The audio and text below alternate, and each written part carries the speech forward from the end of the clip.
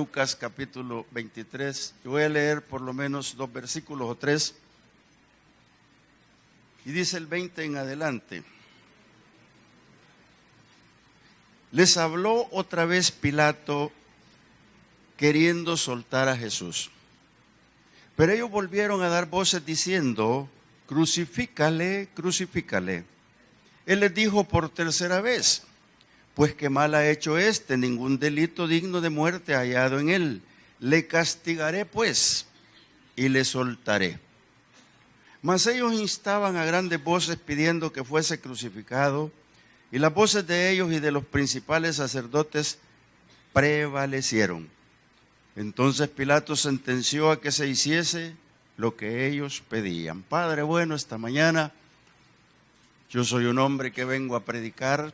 Necesito de tu presencia, tu Espíritu Santo, pero también los dones de humildad, sencillez para exponer esta palabra, porque quiero decirte, Señor, que vengo a exaltarte a ti, a nadie más.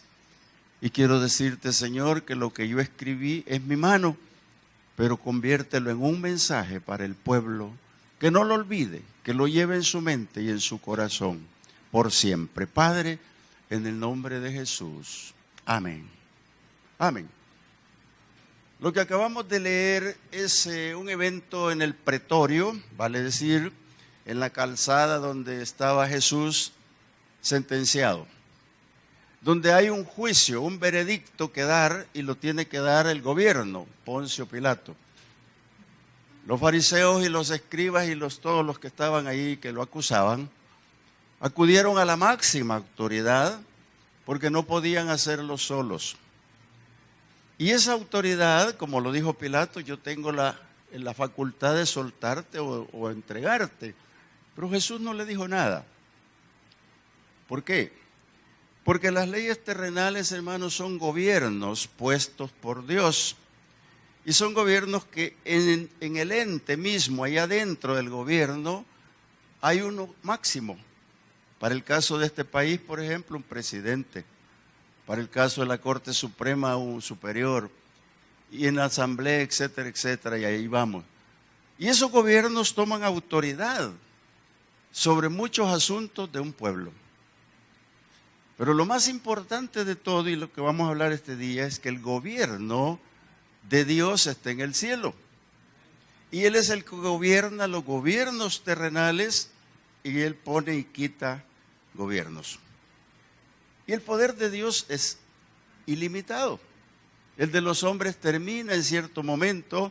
Usted va a ver a un Poncio Pilatos que terminó su poder y se acabó. Viene otro. Pero en el cielo solo es uno, no hay otro, ni va a haber un cambio. Entonces, cuando Dios decide enviar a su Hijo a esta tierra, lo manda conociendo los dos poderes. Jesús conoce el poder del Padre y conoce el poder al que se va a enfrentar en la tierra, como es el poder del Imperio Romano. Muchos se cuestionan en teología y dicen: ¿por qué el Señor envió a Jesús cuando el Imperio Romano? ¿Por qué no lo envió con el persa? ¿Por qué no lo envió con el babilónico? Pero no. Dice la palabra que se tiene que cumplir lo escrito, y 400 años después aparece el nacimiento de Cristo, que es el que vino a vivir sobre esta tierra bajo el imperio de Roma. Y la palabra dice que Dios en su tiempo envió a su Hijo nacido de mujer para redimir a los de la ley. Y qué importante es eso, en su tiempo. Dios dice en su tiempo, y el tiempo de Dios era ese, y lo envió. Y como Él es el gobierno, dejó sobre Jesús la autoridad total y con poderes ilimitados. Ese es el Cristo del que yo quiero hablar esta mañana a la iglesia. Quiero que lo entendamos poquito a poco. Porque más que todo este sermón que le he pedido al Señor que sea un mensaje para ustedes y para mí, se convierta en una realidad. No vivir pausadamente sobre esta tierra pensando y haciendo cosas y no viendo la realidad. Yo quiero hablar sobre este título. ¿Qué estamos viendo en la cruz? ¿Qué estamos viendo en la cruz en términos generales para cualquier denominación, cualquier religión, para ustedes aquí mismo? La pregunta es la misma, yo la hago. ¿Qué estamos viendo en la cruz? Y voy a hacer partes quizás desiguales, pero quisiera que vayan conmigo.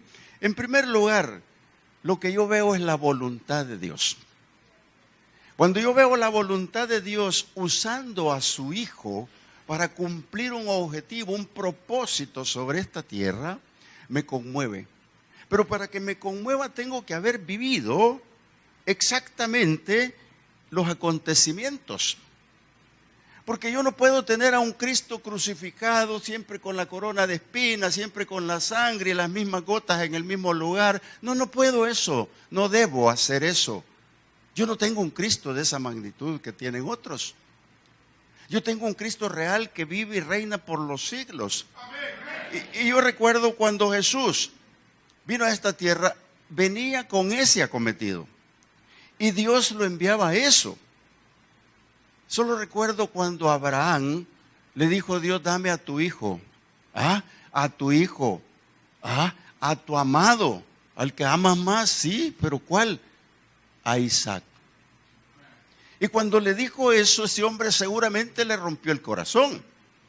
Dios lo que estaba haciendo es probar en ese momento el corazón de un hombre sobre la tierra. Dios es Dios, aunque le duelen las cosas, pero Dios es Dios y yo sé y creo que a Dios le dolió sacrificar a su hijo.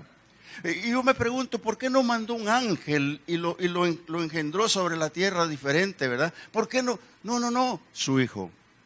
Y esta es una de la parte medular que usted tiene que llevar, el Hijo de Dios. Jesucristo venía a cumplir todas las profecías que había que cumplirse durante el tiempo en esta tierra. Mira, cuando leemos Lucas 24, si lo proyectan, 45 y 46, vemos a Jesús resucitado. Y lo estamos viendo resucitado aclarando conceptos a sus discípulos, por ejemplo, diciéndoles que todo lo que estaba escrito se tenía que cumplir. Y que Él tenía que morir y resucitar. Todo eso se lo dijo a los discípulos y les abrió, dice la palabra, el entendimiento, la razón para entender los acontecimientos. Porque Jesús lo que vino a hacer a la cruz del Calvario es a cumplir una serie de profecías mesiánicas y otra serie de profecías que se iban a dar sobre la tierra. Quiero hablarle de una sola en este momento, y es una que dice, maldito el que es colgado de un madero. Cuando hablamos de esto nos vamos a remitir a lo que escribe Pablo a los Gálatas, que es una remisión que está allá en Deuteronomio. Pero cuando leemos 13, la palabra dice, Cristo nos redimió de la maldición de la ley, hecho por nosotros maldición, porque escrito está, maldito todo el que es colgado de un madero. Hermanos, si usted va entrando en este detalle y se da cuenta que Dios ya tenía programado que su hijo iba a pasar por la maldición, que su hijo iba a pasar por esa maldición y que iba a ser tildado de malhechor aunque no lo fuera, que su hijo iba a sufrir los vituperios sobre esta tierra por el desconocimiento. Pero ¿sabe usted que la propiciación del Padre era Jesucristo? Y cuando yo hablo de la teología esta, de la propiciación, que no es una teología, está en la teología. La propiciación de Dios, hermano, es bien sencillo que debemos de entenderla. El pueblo antiguo sufrió la calamidad porque desobedeció y de continuo estaba en su corazón la maldad. Por eso destruyó el mundo cuando Noé. Pero Dios dijo, no voy a volver a hacerlo. Y cuando se cumplen los tiempos envía a su hijo. ¿Para qué? Para propiciación, lo cual quiere decir calmar la ira de Dios. En pocas palabras, no lo voy a destruir, les voy a dejar un proyecto, les voy a dejar un plan, les voy a dejar a mi hijo. Eso es lo que hizo el Señor. Por eso cuando tú lees Romanos capítulo 23, tú te estás ubicando exactamente en lo que predican los evangelistas. Por cuanto todos pecaron, están destituidos de la gloria de Dios. Y si aquí hay alguno que no tiene a Cristo en su corazón, créame, está destituido de la gloria de Dios. Pero aquí viene la gran importancia de lo que Dios quiere hacer. Esa destitución que tú tienes es la que el diablo se apoderó para sacarte del reino, pero el propósito de Dios es que estés en el reino de Dios. Por eso envió a su Hijo, y tú sigues leyendo, si quieres leerlo conmigo, 23, 24, 25 de Romanos. Estoy en el capítulo 23.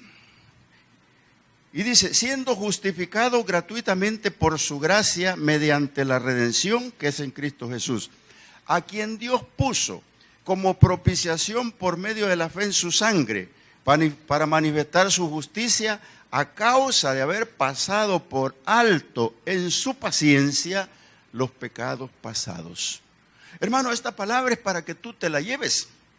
Esta palabra yo me la llevé un día, porque entonces entendí la ira de Dios contra mí, la ira de Dios con todo lo que yo hacía, la ira de Dios con todo lo que yo tenía en esa turbulencia en mi vida. Dios la calma cuando yo recibo a su Hijo. Y Dios viene a darme la paz. Dios viene a darme lo que yo no creía que podía hacer. Mira, te voy a leer un versículo más, que lo leo en Juan, primera de Juan, capítulo 2. Hay dos versículos importantes que nosotros los ocupamos para propagandizarnos, para hacer cosas. Pero ya entrando en el detalle, tú lo tienes que entender. Juan en su primera carta dice que si nosotros decimos que no hemos pecado, hacemos a Dios mentiroso. Pero también dice la palabra que Él es justo y fiel para perdonar pecados. Y ya en el capítulo 2, el versículo que nos encanta es el 1. Después proyectan el 2 y dice, hijitos míos, estas cosas les escribo para que no pequen.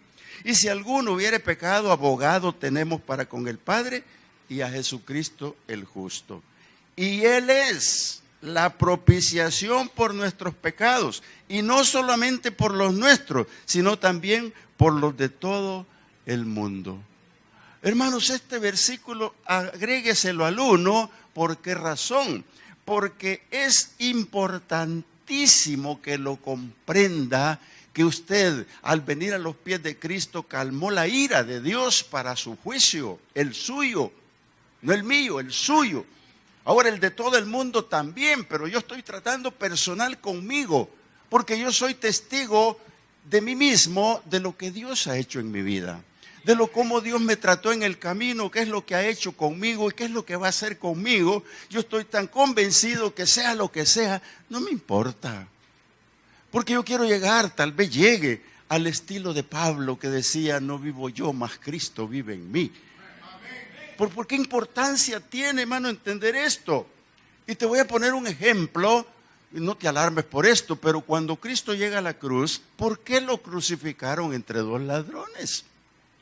Si tú te pones a investigarlo, vas a llegar muy lejos, pero quédate ahí cerca. No lo pusieron al lado derecho ni al lado izquierdo, al medio. Y cuando lo ponen al medio, tiene una razón de ser. Porque él tiene clavado un rótulo que dice, este es el rey de los judíos. Y no puede estar a la orilla. Poncio Pilato no se equivocó, el Padre lo mandó a ponerlo así. Pero ¿qué es lo que pasa? Dos ladrones ahí a la par. Y uno de ellos le lanza el primer improperio. Si tú eres el Dios que hablan, lo voy a parafrasear, usted lo está leyendo. Entonces estamos ahí en Lucas 23, 39, y le voy a leer 42 y 43. Cuando nosotros salimos al Evangelio, a las calles, nos encontramos con los negativos como ese ladrón. Le cierran la puerta, le dicen, no te conozco, no queremos nada, somos esto, somos lo otro, y no hay más remedio que irse. Pero de repente uno abre la puerta y le escucha y atentamente. Y así como se logran las conversiones que aparecen de repente, ahí en la cruz se cumple el primer propósito de Dios sobre esta tierra de salvación. Aunque usted me lo cuestione, para mí es la primera. Porque Jesús predicó 3 años y medio y no le creyeron. Algunos sí. Pero estos dos ladrones habían oído de él. Y uno de ellos se lanza contra él. Y el otro le dice, mira, no estés hablando de este justo, él no debe nada, nosotros lo debemos todo. ¿Y sabe lo que hace Jesús con aquellos que no quieren la palabra? ¿Sabe qué hace Jesús con aquellos que la rechazan? Los aparta. Hermano, usted me dice, pero Dios es amor. Sí, pero te aparta porque tú eres necio, rebelde. Te aparta. Sin embargo, ¿qué es lo que pasó con ese ladrón? Puso la mirada en él, pero no lo vio en la cruz. No lo vio como el Cristo, no lo vio como el Mesías, no lo vio como Jesús, no lo vio como el Hijo de Dios, no lo vio. Lo vio como un hombre común y corriente. Hermanos, ¿cuántos están viendo en la cruz de Calvario a un hombre corriente, a un profeta, como quiera? Pero Él es Dios. Y el ladrón así lo vio. Sin embargo, el otro que también había oído la palabra, nos da la muestra de la misericordia de Dios. Porque se lanzó contra su compinche, vale decir la palabra, y le dijo, déjalo, yo lo defiendo. Casi puedo entender eso. Pero le dice al Señor, oye, le dice, acuérdate de mí cuando vuelvas o cuando vengas en tu reino. Le dijo toda la escritura, le dijo toda la sabiduría, vertió en él todo su corazón, vertió en él el arrepentimiento genuino, diciéndole, yo oí tu palabra, yo sé lo que hablaste, yo entendí esto, ahora que estoy aquí a punto de morir, lo entiendo y me arrepiento, Señor. Eso es lo que yo entiendo que le dijo el ladrón, o lo interpretó el Señor Jesús de esa manera. ¿Por qué lo digo así? Porque le dijo, mira, una cosa te digo, hoy mismo estarás conmigo en el paraíso. Entonces, en la muerte, ¿qué ves en la cruz del Calvario? ¿Qué estás viendo? Perdón y salvación. Lo que estás viendo es perdón y salvación. Ahí no hay otra cosa. Y es la primera muestra del Señor en la cruz, hermano. El otro ladrón murió. Qué pena. No lo vamos a ver nunca más. Porque todo el que muere sin Cristo no lo vemos más. Se pierde. Y esa es la idea, que no se pierde esta mañana, hermano. Que tú te lo lleves para ti. Y si usted tienes a Cristo, transmíteselo a otros. ¿Qué más vemos en la cruz? Vemos a Cristo pagando un precio que usted debería de pagar, ¿verdad? O yo debería de haber pagado. Pero como la Biblia dice que la paga del pecado es muerte, nadie quiere, ¿verdad? Pero salvarse tampoco. Entonces, ¿qué vemos ahí?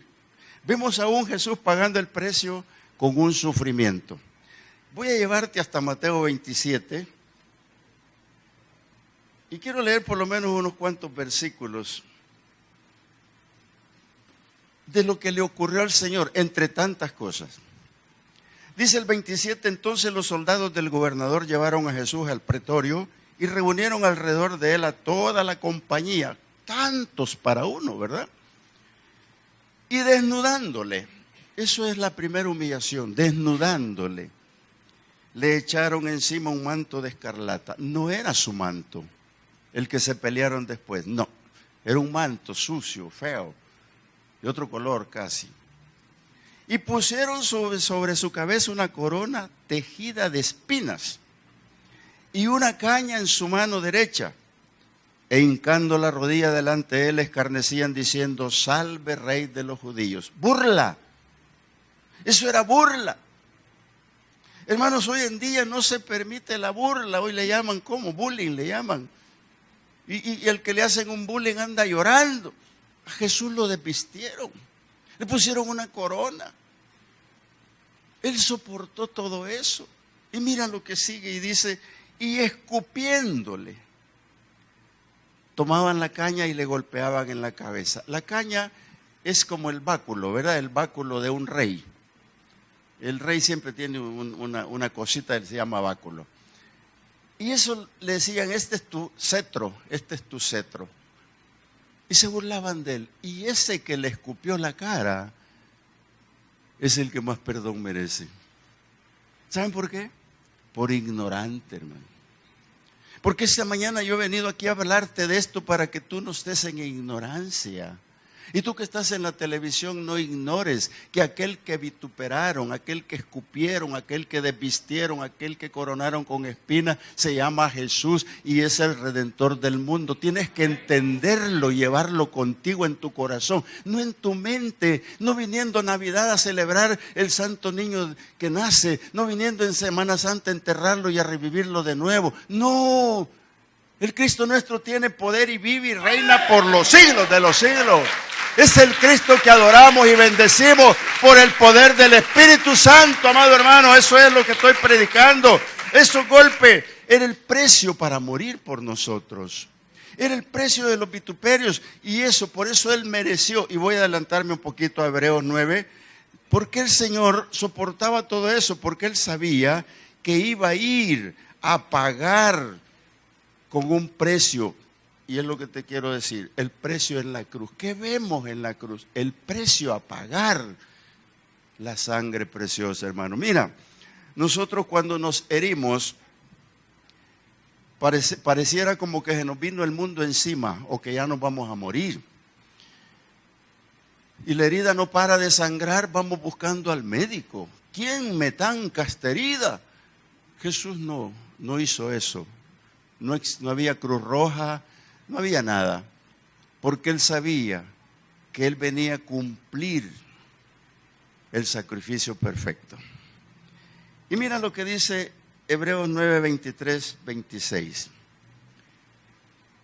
Dice de esta manera: fue pues como necesario que las figuras de las cosas celestiales fuesen purificadas, así, pero las cosas celestiales mismas con mejores sacrificios que estos, porque no entró Cristo en el santuario hecho de mano, figura del verdadero, sino en el cielo mismo, para presentarse ahora por nosotros ante Dios.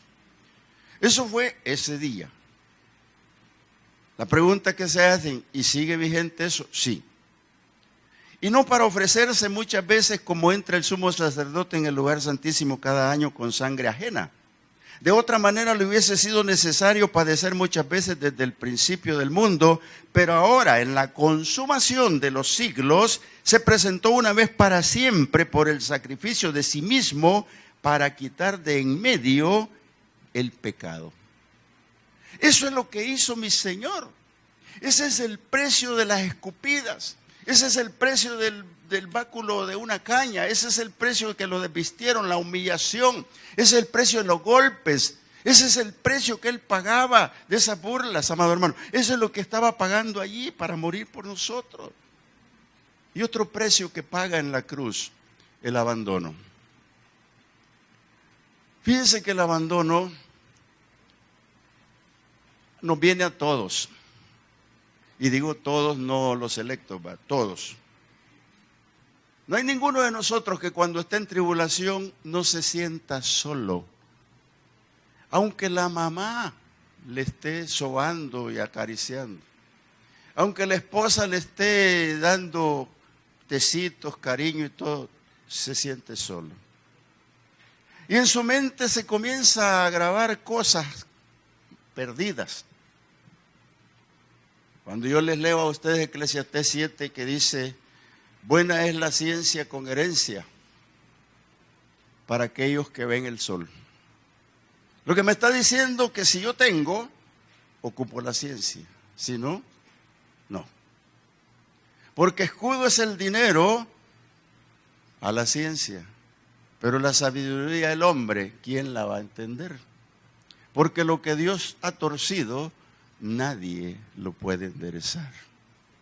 Y todavía sigue diciendo, porque sí lo hizo Dios, para que después de Él nadie encuentre nada sino a Dios.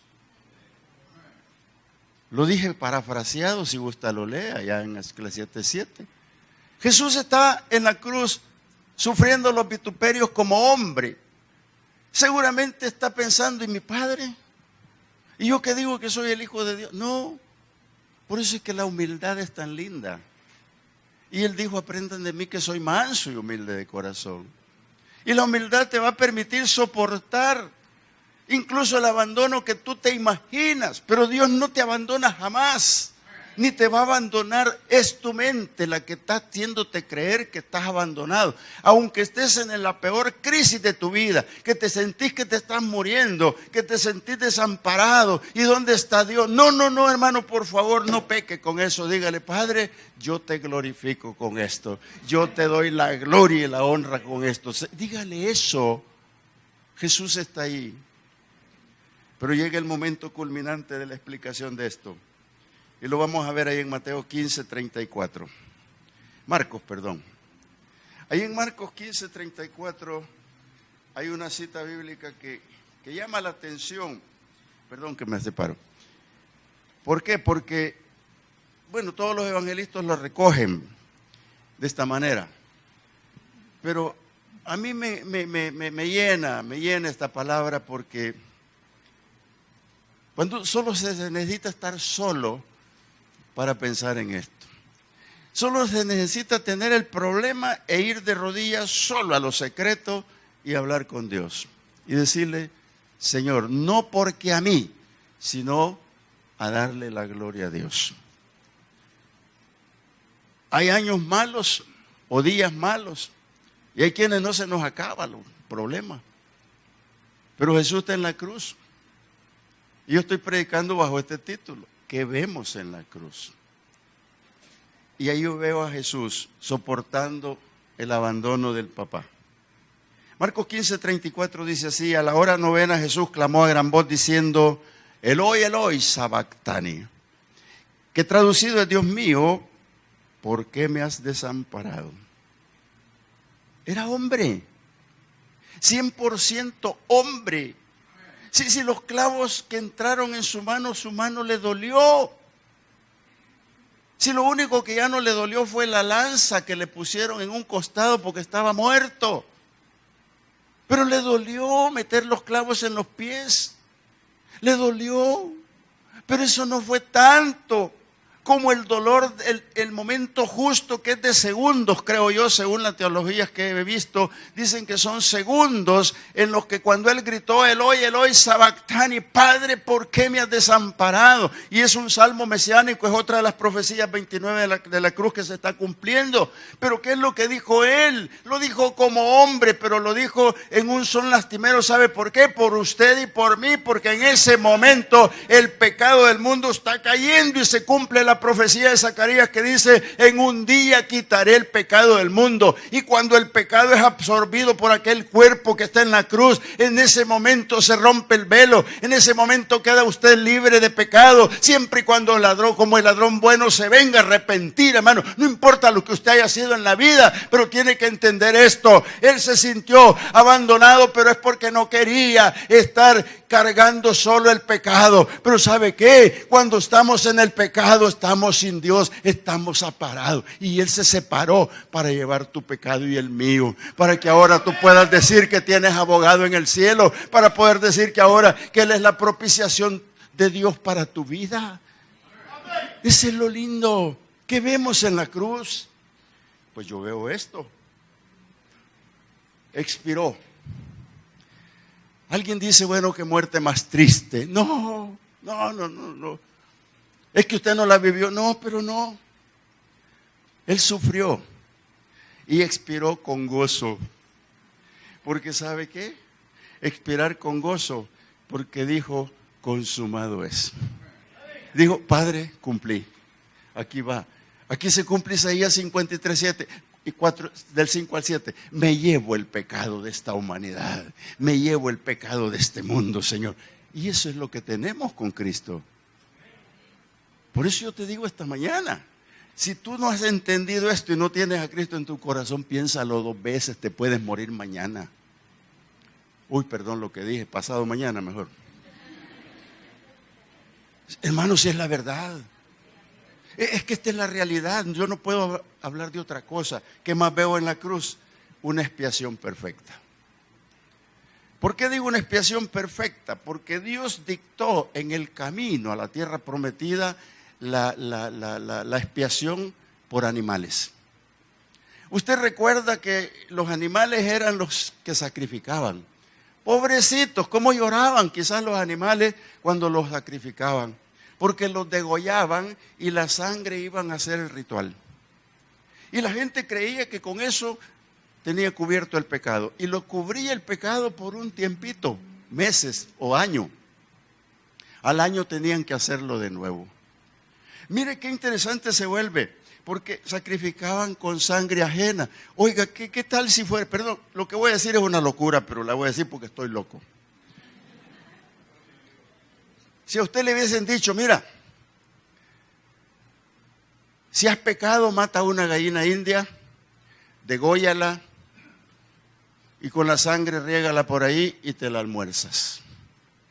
Qué galán, ¿verdad? Qué fácil. Pero la ley decía que tenían que agarrar el animal de la vacada o de donde fuera, un animal sin manchas, sin nada, o sea, sin defecto. Y lo tenían que llevar al sacerdote. De hecho, ese animal estaba perdido para el que lo llevaba porque se lo comían los sacerdotes. Dependía de la ofrenda, porque hay ofrendas que eran para comerla y otras para que se quemara. En este caso había una ofrenda que la mandaban al desierto. Bueno, después le explicamos todo eso. Pero ¿qué pasaba? Era ajeno. Hermano, y esto de ajeno me llama la atención. Porque Jesús lo que vino a hacer fue a no ser ajeno, sino a ser parte de tu vida. ¿Por qué digo esto? Porque Jesús, la palabra dice que rasgó el velo para que tú y yo tengamos entrada al lugar santísimo y podamos decir que entramos confiadamente al trono de la gracia para alcanzar el oportuno socorro y la misericordia de Dios. Si tú no entiendes eso ahora, lo entenderás mañana, pero ojalá que lo entendieras ahora. Te lo voy a leer. Hebreos 9, 11, 12 dice de esta manera.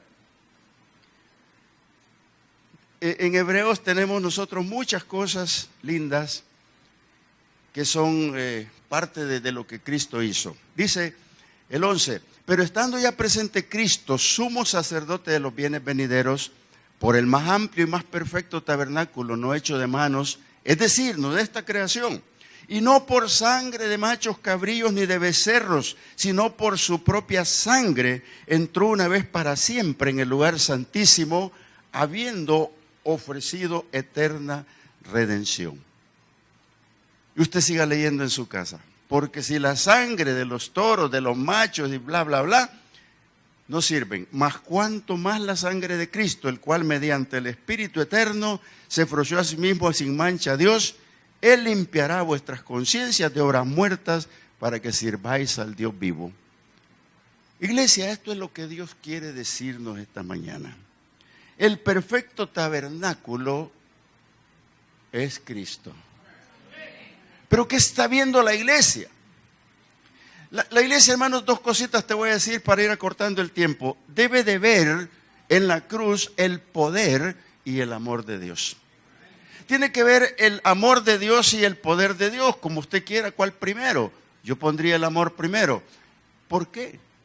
Porque Dios es el que tenía el poder de que su hijo no pasara por eso y sin embargo lo aceptó. Lo hizo pasar por ese suplicio para que viera generaciones convertidas. Lo hizo pasar por ahí para que pudiésemos entender que vemos en la cruz del Calvario. Amado hermano, ya no es el Cristo crucificado. Ustedes imagínense al Cristo resucitado en una vestidura blanca diferente. Es un Cristo de poder, es un Dios que está ahí. ¿Qué vemos en la cruz? Vemos la misericordia de Dios. ¿Por qué te digo la misericordia? Porque Dios fue movido por esta creación. Cuando puso a Adán y Eva en el huerto, lo amó. Desde ese entonces amó su creación. Pero el diablo se la torció. Y usted dirá, bueno, ¿y por qué no se las arregla con el diablo? Ya viene su tiempo, en la otra entrega de este sermón se lo traigo. Porque son dos partes. Aquí, con dolor, ya lo dije, envió a su hijo, ¿por qué? Porque le dolía ver su creación perdiéndose. Y esta es la lucha actual. El mundo se está perdiendo. Si usted vive en un mundo de noticias, se va a dar cuenta que el mundo se está perdiendo. Si a usted le gusta escudriñar libros y le gusta ver noticias de lejos, se va a dar cuenta que el mundo se está perdiendo. y se está perdiendo sin Cristo. Mire qué interesante, viven más en políticas y otras cosas que buscar a Dios.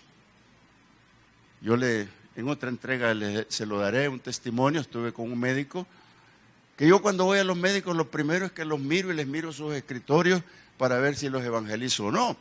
Y este que me tocó con lleno de figuras, ¿verdad? Pero eso es otro tema. Le dolió. ¿Por qué? ¿Saben por qué? Una palabra clave.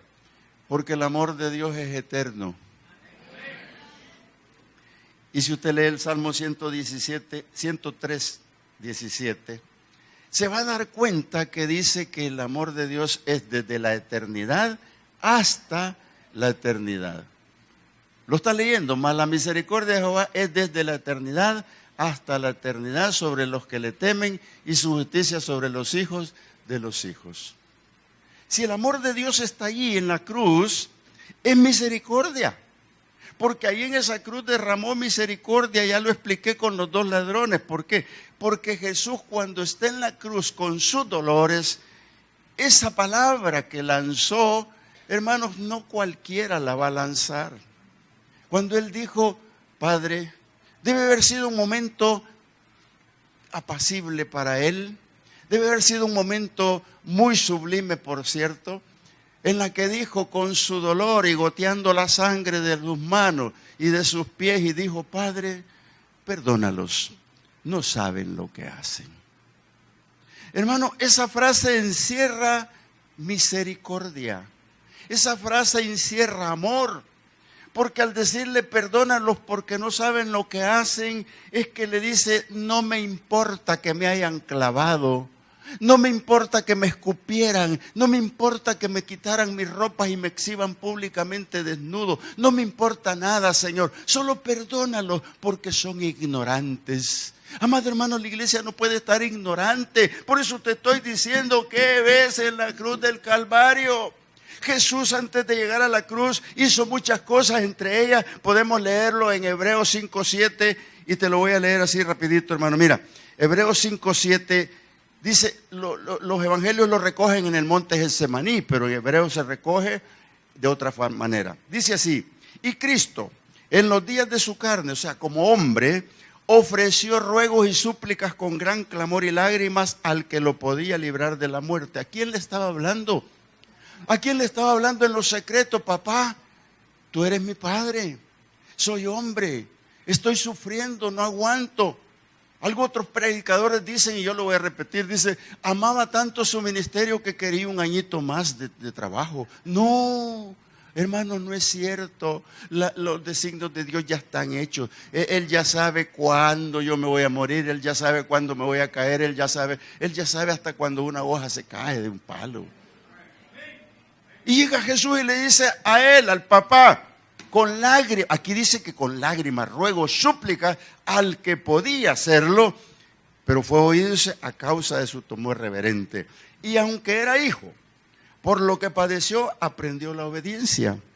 Y habiendo sido perfeccionado, vino a ser autor de eterna salvación para todos los que le obedecen, usted por supuesto, y fue declarado por Dios sumo sacerdote según el orden de Melquisedec. No hay otro sacerdote. Pero el Señor llegó con lágrimas en los ojos a pedirle al Padre, y la respuesta del Padre fue, no. Por eso lo que te acabo de hablar de lo que le ocurrió en la cruz está allí, por eso, porque el papá le dijo no. Porque el papá no podía cambiar lo que iba a hacer. Y eso que no podía cambiar es para beneficio tuyo, para beneficio de la iglesia, para ti que estás viendo la televisión y no tienes a Cristo, para sus familiares. Ese es el beneficio, el no de Dios. El no de Dios le dijo, no hijo, sin explicaciones ni nada, lo que voy a hablar es mío. Sin explicaciones, no hijo, no puedo, eso ya está hecho, está programado, vas a morir en la cruz por el pueblo. Ok. Por eso Jesús cuando le dice a los discípulos, haraganes no han podido orar conmigo ni siquiera una hora, vámonos, el príncipe de este mundo nada tiene conmigo. ¿Por qué? Ya había recibido el no del Padre. Y por eso es lo que lo vemos en la cruz. Por eso es que lo vieron en la cruz todas las mujeres y todos los que estaban, todos los que lloraban, lloraban a un hombre, no lloraban. Si hubieran sabido que era Dios, no lloran porque no van a llorar por eso. Pero no sabían, hermano, no sabían. Era el dolor humano el que los invadía, pero era el Cristo de poder que estaba ahí, que el tercer día iba a resucitar. Mira, cuando vemos esto, vemos que Dios no, cuando le dijo no, es no. Y cuando tú lees Romanos 31, 32, si lo pueden proyectar para que lo veas, dice que Dios no escatimó a su propio Hijo. O sea, no le dio el valor en ese momento para decir, no te mando, hijo. Te quiero mucho y voy a suspender esto como lo suspendió con Abraham. No, de ninguna manera. Sino que lo iba a perfeccionar para eterna redención. Ahora quiero que terminemos, vamos terminando. Y quiero ir contigo a Efesios, en una parte donde yo veo ya al apóstol Pablo hablándole a la iglesia. Y lo traje a memoria, ¿por qué? Porque estoy hablando de que vemos en la cruz del Calvario, y estoy en el punto importante en que ve la iglesia. Porque venir el domingo a la iglesia y estar aquí felices, contentos, aire acondicionado, ofrendamos, diezmamos y nos vamos felices, pero no. Hay que llevar a Cristo en el corazón. Hay que tenerlo aquí. Y todos los días. Toditos los días, en la mañana, en la tarde, al mediodía, en la noche, todos los días. Tener a Cristo en tu corazón. Mira. Cuando yo veo esta parte de la iglesia, dice Efesios 5, 25, 27, dice, maridos, refiriéndose a la iglesia, amad a vuestras mujeres. Y la comparación, mira qué linda. Así como Cristo amó a la iglesia y se entregó a sí mismo por ella. Entonces, Jesús, ¿qué vino a hacer en la cruz? A entregarse por la iglesia, amado hermano. A entregarse por lo que usted ahora es la iglesia, por lo que usted dice el domingo, hoy mi amor, vamos, le dice al esposo, hoy mi amor, búscame la corbata roja porque esa quiero llevar ahora y me pones el mejor traje, vos quiero ir a la iglesia. Cuando usted dice quiero ir a la iglesia es porque ha visto a Cristo en esa comparación, en esa entrega que Él hizo por la iglesia. Y diga conmigo, nosotros somos la iglesia de Cristo. Usted es la iglesia del Señor. Y dice el Señor de esta manera, mira qué lindo lo que dice. Y se entregó a sí mismo por ella, para santificarla, habiéndola purificada en el lavamiento del agua por la palabra. Tú estás aquí oyendo la palabra. A eso vienes el domingo, a oír la palabra. Vienes a la iglesia porque amas a Cristo, no porque amas la iglesia misma aquí, sino porque amas al Señor, porque estás convencido que lo que ves en la cruz del Calvario es el amor, el poder de Dios, la misericordia. Y lo que estás viendo en la cruz del Calvario no es a un Cristo flaquito crucificado. Lo que estás viendo es la misericordia de Dios para este pueblo. Lo que estás viendo es el amor de Dios para este pueblo. Por eso el Señor dice que Él viene por ella. Y dice de esta manera, para santificarla, a fin, dice el versículo 27, de presentársela a sí mismo una iglesia gloriosa, que no tuviese mancha ni arruga ni cosa semejante, sino que fuese santa y sin mancha. Hermano, es la iglesia a la que le estamos predicando. Por eso sentí en mi corazón hablar sobre este tema y hay un segundo tema sobre esto. ¿Por qué? A eso vengamos, a glorificar a Cristo, a exaltar al Señor, sin olvidarse del Padre, por supuesto, pero a glorificar a Cristo, porque Él es el sacrificio perfecto. Terminemos con esto. La consumación de los tiempos están en la cruz. Alguien dice, ahí se acabó todo. No, hermanos, no. Mira, cuando Jesús termina su ministerio, lo termina en victoria, ¿sí o no? Dice la Biblia que exhibió públicamente ante las potestades su muerte y su resurrección. Eso es victoria. Haber gritado en la cruz, Padre mío, me has desamparado, es victoria, porque llevó el pecado. Haber dicho, Padre, los perdono, perdónalos tú, porque no saben lo que hacen, soy ignorante, es victoria. Haber salvado al ladrón por primera vez y Jesús muere antes que ellos y llega al cielo y le dice: papá, me comprometí con el primero y estaba clavado a la par mía en la cruz y ya va a venir porque se va a morir. Oiga, qué lindo. ¿No le llama la atención, hermano? Fue el primero y le dijo: papá, allá va a morir en un ratito más el de la cruz que estaba a la par mía, recíbelo porque me aceptó. Oiga, me aceptó. Entonces la consumación de los tiempos está ahí.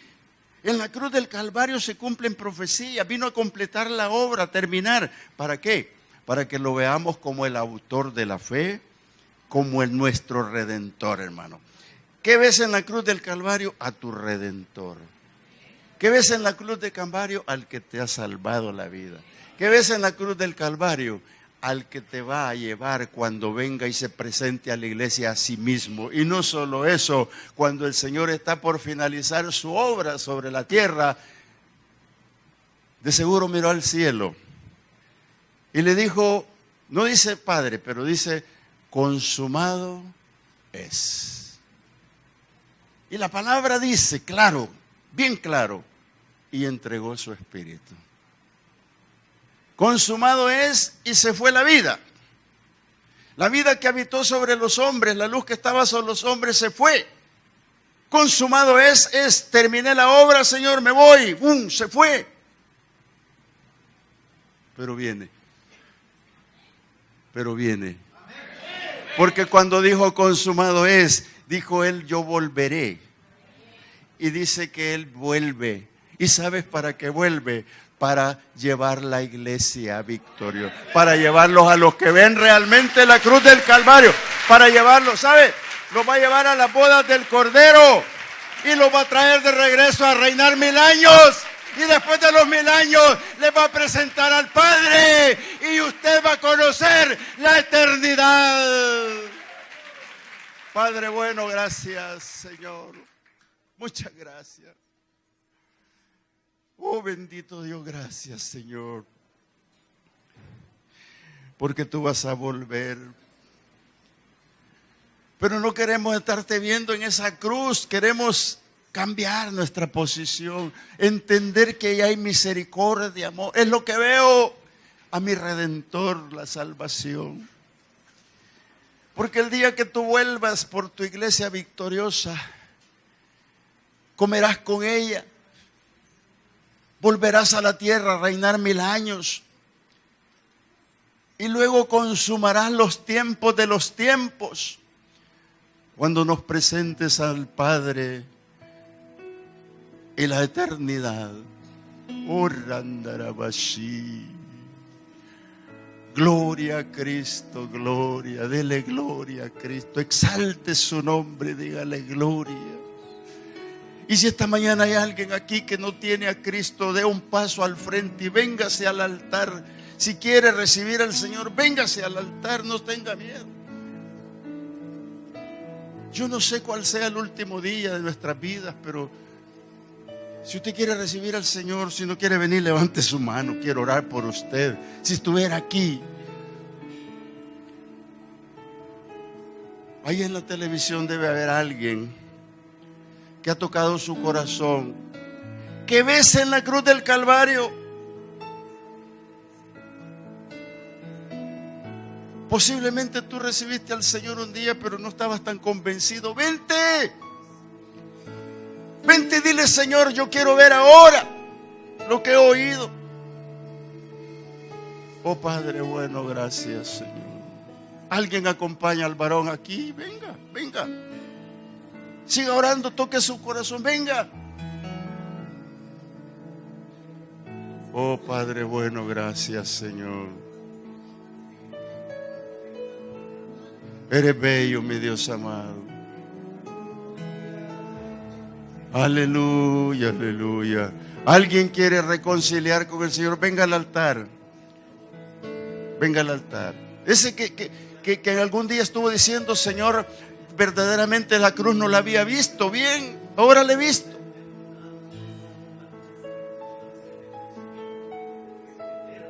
Oh Dios mío, gracias, Señor.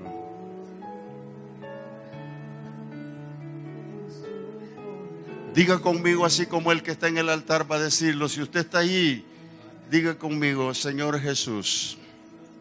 Tú que estás en la televisión, di, Señor Jesús, vengo hasta tu altar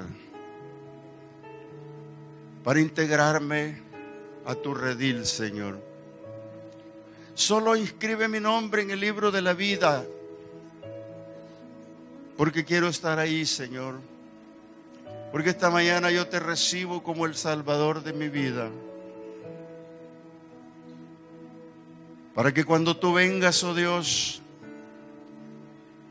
yo pueda oír mi nombre, sea que viva o que muera.